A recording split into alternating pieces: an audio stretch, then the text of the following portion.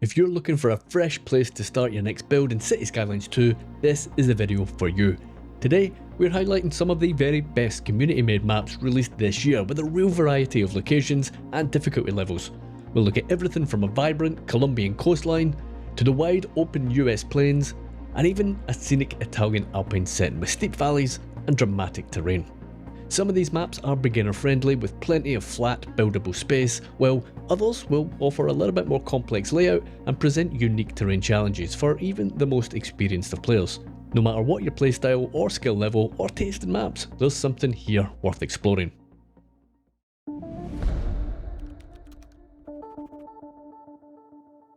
First up, we have Santa Marta, Colombia by Nicoflorezp. Santa Marta is a coastal city in northern Colombia, known for its dramatic topography, where the Caribbean Sea meets one of the world's highest coastal mountain ranges. Just inland rises the Sierra Nevada de Santa Marta, an isolated massif that climbs rapidly from sea level to snow-capped peaks, anything up to 18,000 feet, so it is substantial. So it creates steep gradients, deep river valleys, and multiple climate zones within a short distance.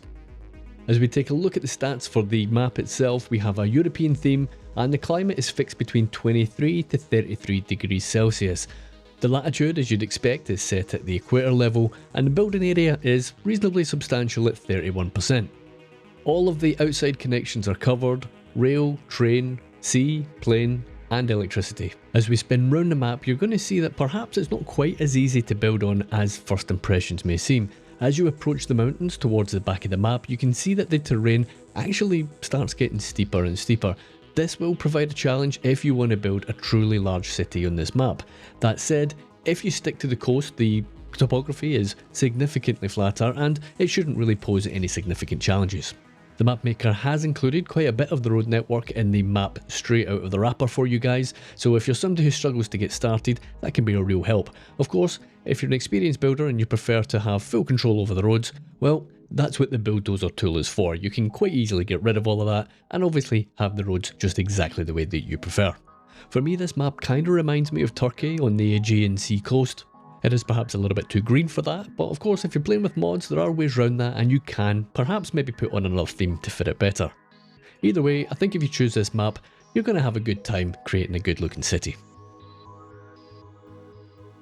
In terms of groundwater, we have pretty limited access here. There is a good spread, some towards the back of the map and also some at the coastal part of the map where I think most people would probably start the city. There's a good selection of natural resources. Again, forestry is abound, there is plenty of arable land on the lowlands, and again as we go towards the more mountainous region, there's a reasonable bit of ore and just a few patches of oil if you want to exploit that.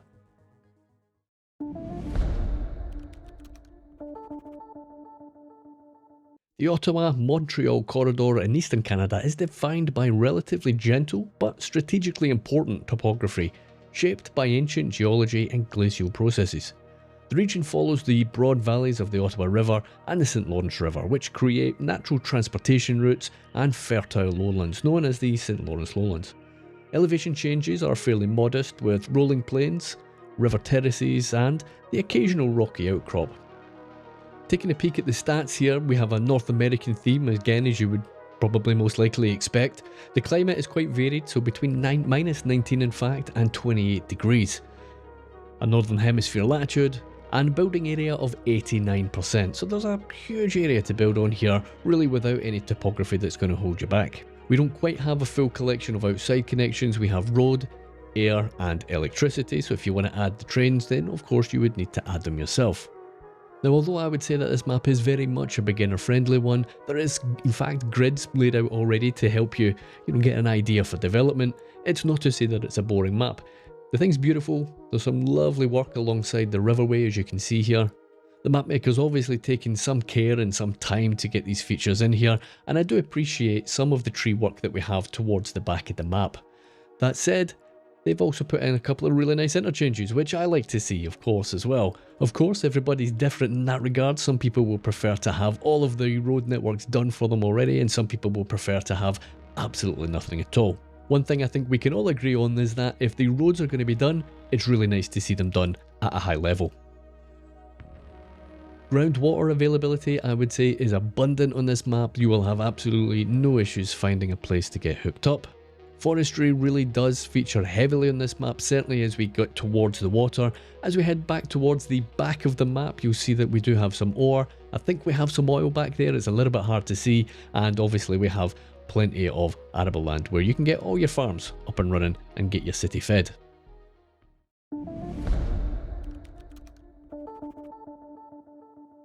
Now we're going to move on to Rivermount by Alan Gov. The mapmaker did not provide a description or a location for this particular map, so I am going to provide you guys with one. For me, this whole place screams of west of Scotland. The lochs and mountain regions of the West Highlands of Scotland are defined by some of the most rugged topography in the British Isles.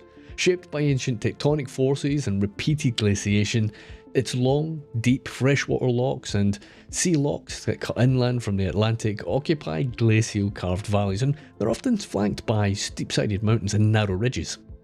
If any of you guys have ever wondered what a map would be like if I made one myself, it really wouldn't be a million miles off what you're looking at right now. In terms of the map information, it's got a European theme, climate between 8 to 30 degrees. 30 degrees is maybe a little bit optimistic for Scotland, not gonna lie. It's got that northern hemisphere and just an 18% buildable area. But I would say that buildable area is very buildable. It's nice and flat and there's plenty to choose from. All the connections are set up and ready to go: rail, train, air, water and electricity. This view gives you a nice overview of all of that buildable area I was talking about. As you can see, each individual parcel that's buildable has really its own water source, so there shouldn't be any issues getting started there. Plenty of farming land, plenty of forestry, and in and about some of the valleys, you can see where you're going to be able to explore for ore and oil.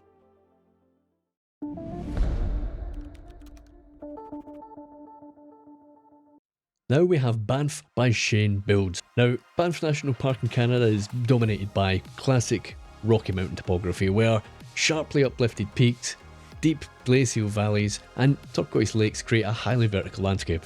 The park lies within the front ranges of the Canadian Rockies, with elevations rising quickly from forested valley floors around 1500 metres to jagged summits over 3000 metres.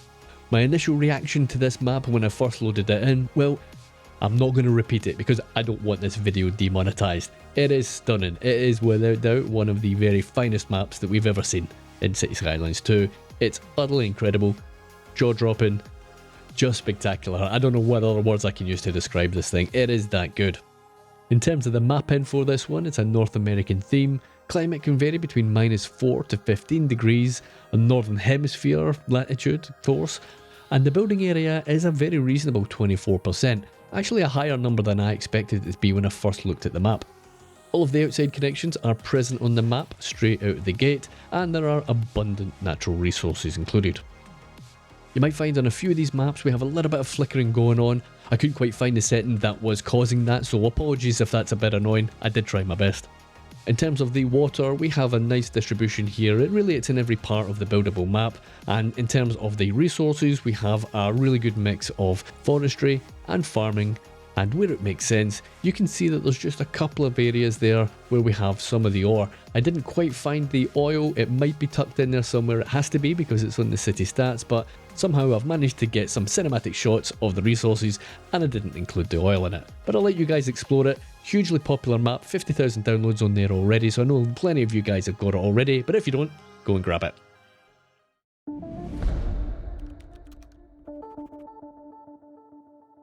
Alta Archipelago by Rosmilla. Now again, the map maker didn't give a specific location on this one, however they did state that it is inspired by the Scandinavian landscape. So I'm going to give you guys a real life location on this one as well. So between mainland Finland and Sweden lies one of the densest archipelagos on Earth, including the autonomous islands and archipelago sea near Turku. The landscape features thousands of flat, rocky islands formed from ancient bedrock, with shallow waters and sheltered passages ideal for boating. Although this one, perhaps on first sight, looks like a complicated one with all the little islands dotted around the place, it actually looks like it would be a relatively easy one to get started. The roads and in fact all of the outside connections are in place ready for you to go. Build area is actually 28%, so there's perhaps a little bit more buildable area in there than you might expect at first glance. This has got a North American theme, 3 to 34 degrees Celsius, Northern Hemisphere, and again, plenty of natural resources to keep your city ticking over. For me, it looks like an advanced map, but I think anybody can build on here without too many issues. There is plenty of water wherever you decide to start your city, and the natural resources have good spread. We have forestry, and a fair amount of it as well. Plenty of farmland dotted around the place, but the oil reserves are a little bit sparse, so you probably want to plan ahead on that. Not so much with the ore. We've got plenty to choose from here as well.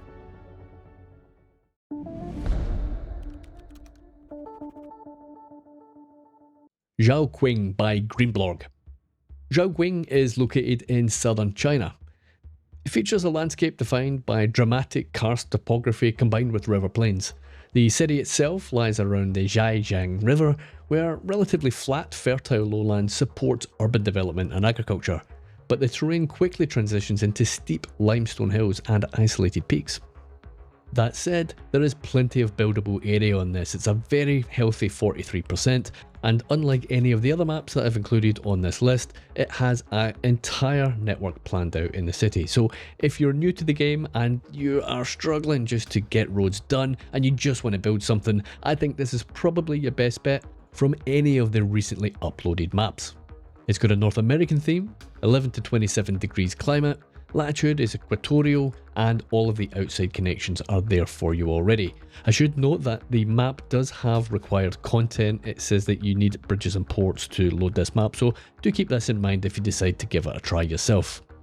I think it's a stunner and it's well worth a try, and again, if you don't like the roads, just remove them yourself.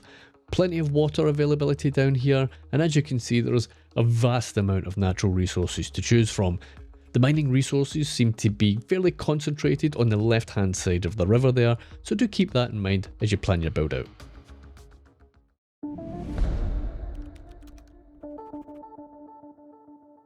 Now we have Mittelrein by Anijs. And many apologies if I've got the pronunciation wrong there, but the Mittelrein region in Western Germany is characterised by a deeply carved river gorge where the Rhine River cuts through ancient upland plateaus of folded slate and sedimentary rock. Over millions of years, erosion created a narrow valley with steep slopes rising several hundred metres above the water, producing dramatic cliffs, rocky outcrops and sharp ridgelines such as the famous Loreley. The good news for you guys if you decide to build on this map is that the author looks to have really just calmed down some of what I've maybe seen on Google when I've went and searched for it myself. It is extremely buildable. It looks like a super easy map to get started, and that's not to say that it doesn't look good or dramatic. It certainly does. You still have that change in topography, you still have those little outcrops, but they're perhaps not as pronounced as what you might see if you stick it in Google and have a look yourself. I think that's a nice decision, and it makes this a really accessible map to just jump in and get started on. As we look at the map statistics, you can see that's kind of backed up by the buildable area of 58%. A European theme, climate as you might expect between -3 and 24, Northern Hemisphere, and again we've got all of our outside connections included in this map as well. As we take a look at the resources for the map, there is plenty of water absolutely everywhere. Wherever you decide to get started, you are very much covered. You'd expect building on this map that your development is going to be linear, perhaps along the river, and that is going to be helped by the extensive agricultural land that we have here. Again, plenty of mining opportunities for you guys that prefer having it a little bit more industrial.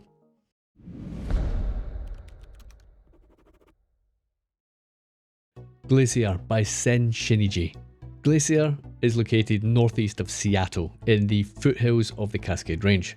It's defined by a steep forested mountain terrain shaped by volcanic activity and glaciation. The towns sit in the upper valley of the Nooksack River, where elevations rise quickly from river flats to rugged ridges and peaks.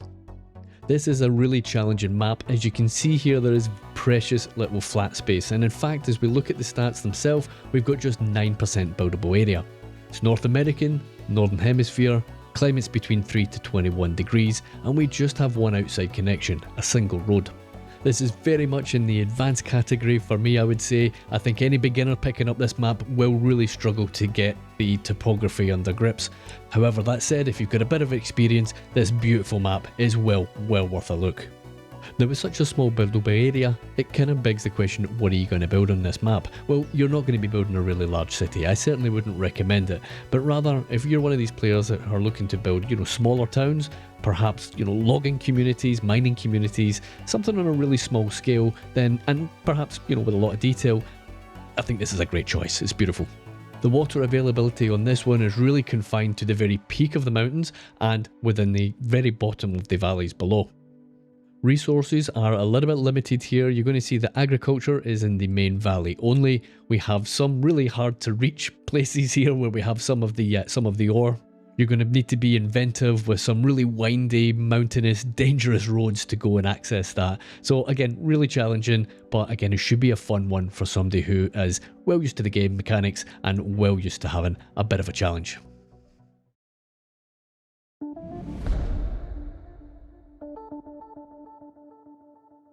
Bermuda by Zephiir. Bermuda is a small, subtropical archipelago in the North Atlantic with a distinctive low-relief topography shaped primarily by coral limestone. The islands are gently rolling, with the highest points reaching only about 76 metres above sea level, forming small hills rather than mountains. The coastline is deeply indented, featuring numerous caves, coves, inlets and natural harbours, along with pink sand beaches and rugged limestone cliffs. Although this looks fairly flat from above, if we take a closer look you will find that the actual land itself does have, those rolling hills that I've described earlier on. This means that perhaps it's not quite as flat and as basic as it perhaps looks at first sight. If you're going to be building in this map, you have decisions to be made. How much of the islands do you want to really develop, and how are you going to connect them? Is it even worth doing it, or are you just going to stick to the mainland? One thing you might want to change perhaps is the big bridge that is the outside connection. I might suggest that you perhaps go underground and maybe hide a tunnel somewhere in the island. Taking a quick look at the stats, we can see it's a European theme, latitude of a northern hemisphere, and the climate is between 13 to 32 degrees. Buildable area is 11%, but really what you see here is what you get. You can pretty much build on everything that is visible, so take that for what it is. Plenty of outside connections, and we actually do have quite a number of resources that you might not necessarily expect.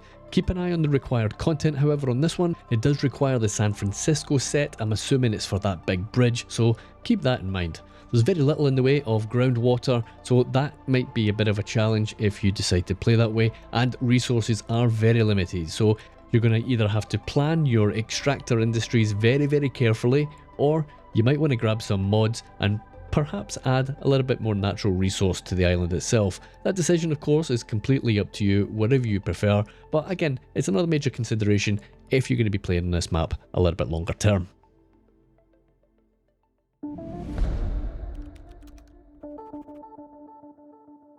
Saltira by Senshiniji. The area around Saltira, Italy sits on the expansive Alpe di Suisse, one of the largest high alpine plateaus in Europe. At roughly 1,700 metres above sea level, this plateau is a broad, gently undulating grassland surface surrounded by towering dolomite peaks and rugged ridges. It creates a striking contrast between relatively flat, upland terrain and dramatic mountain walls.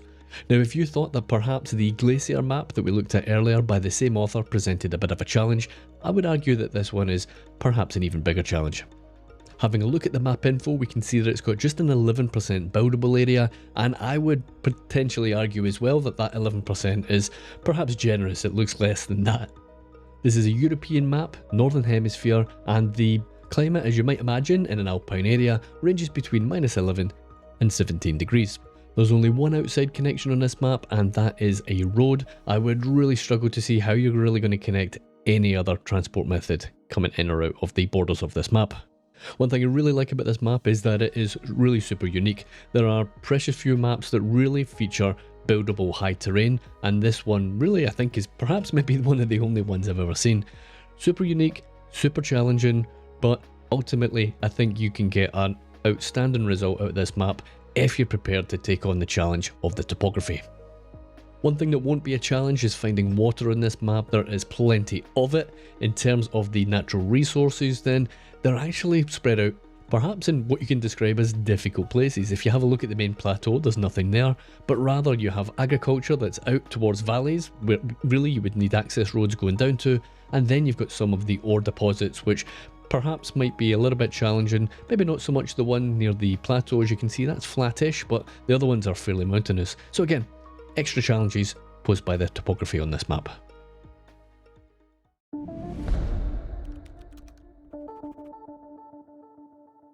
The Alaskan coast by Stirlx.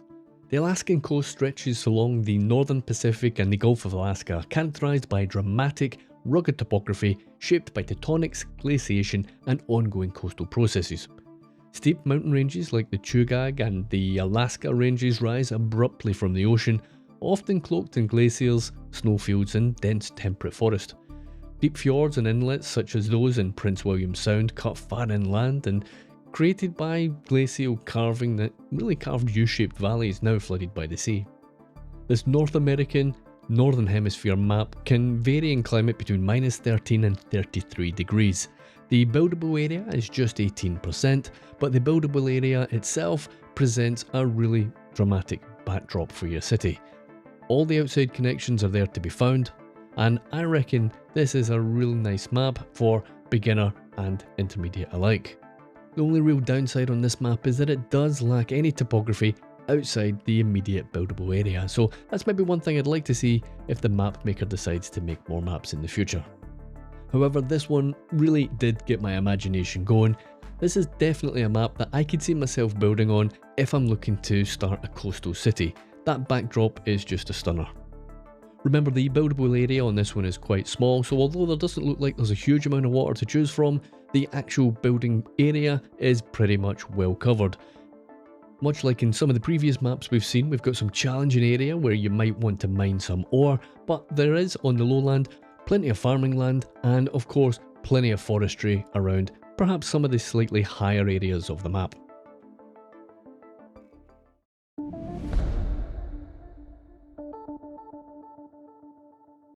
The Moon by BiacTYK. So this is probably one map that you never knew you wanted to build on. Now of course this is very much a novelty map, but I very much enjoy a novelty map every now and again. Anything that pushes the envelope a bit and, has somebody thinking outside of the box and creating something completely different usually grabs my attention, whether it's for good or bad. Honestly, I just like the inventiveness of it, but what's it actually going to be like to build on it? Well, let's have a quick look at those map stats. So buildable area in fact is a reasonably generous 19%, maybe higher than what you might think of when you're looking at this landscape. The climate is between 5 and 23 degrees, I think that's quite generous given that the moon might be a little bit colder, but you probably don't want the thing covered with snow in fairness. There is one outside connection, a single road, no sea travel as you would maybe expect in a gravity-free environment, and there is some natural resources in the way of ore mining. Now of course we're not going to have any surface water, but there is some underground that you can extract, and as we move over to the ore kind of overlaps it somewhat. There is some mining opportunities for you industrious folks among you. If anyone builds a city on this map, I want to see it. Please send me your DMs on Discord. In addition to the 12 maps that I've covered in the video so far, what you're seeing on screen now is a further 17 that were shortlisted as part of the process of making this video. All of these maps are well worth a look as well. I'll leave the list of all of the maps in the description below, so please do go check them out and see what you think of them. I haven't made this type of video before around maps, and to be honest, when I was making it I wasn't 100% sure if there is much of a market for it. But if you do enjoy this type of video, leave me a comment, let me know. Basically, if I get enough feedback, then I'll probably make some more. Maybe a monthly one, maybe not, we'll see. But thanks for watching guys, take care, and see you in the next one.